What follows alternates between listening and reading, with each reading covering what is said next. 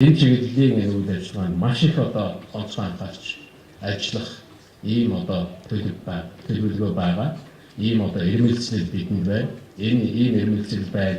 Ийм одоо асуудлуудыг шийдэх боломж байна гэдэг бол маш их бизнес энэ байна гэж ингэж хэлж болох юм аа гэдгийг энэ бас хэлхэн зүйл болов гэж ингэж бодож байна. Дараагийн нэг боломж бол миний үнэхээр итгэж байгаа ерөнхий төвчийн хугацаанд ажиллах хугацаанд нэлээд анхаарч ажилласан энэ хууль шүүхийн шинжилгээний асуудал.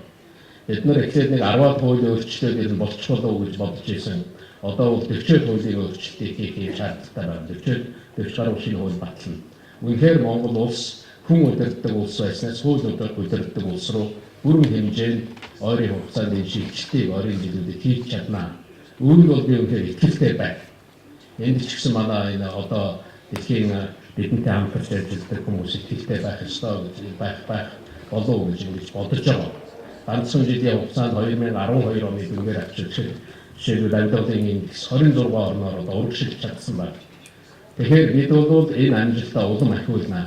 Монголд авилгал бага, хүнд суртал бага, төрийн оролцоо бага ийм улс орн болохын тулд бид нар үнэхээр ирмэлцэж ажиллах болно.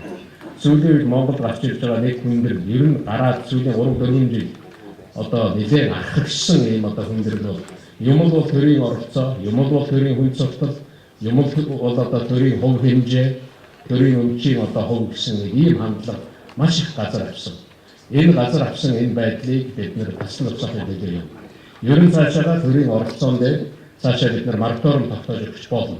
Ер нь төрийн компани дахин шинээр байгуулахыг болох тухай бид нар ярилцах хэрэгтэй гэж би өөртөө бодож байгаа.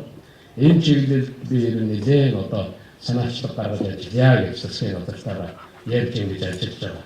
Аль болох хувийн хвшний энэ одоо санаачлал руу, аль болох одоо энэ хөрөнгө оруулагчдын, аль болох энэ юм бүтээж хийж байгаа улсуудаа боломж олгохын төлөө явъя. Ер нь бид нар төсвөө төсвөлээ гэж ингэж бодож байгаа. Төсвөө өмнөх жилийн зардлаас илүү гаргахгүйгээр одоо их жилийн 14 оныхоо төсвийг 13 оныхоо зардлаас илүү гаргахгүйгээр төсвөлээ.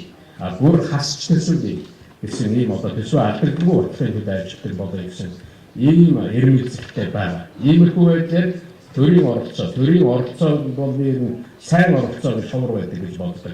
Төрийн оролцоо байгаа бол дандаа янз бүрийн үр дагавар гарч ирж байгаа. Ийм учраас энэ асуудал дээр ойрын жилүүд онцгой анхаарч ажиллах болно. Энэ бол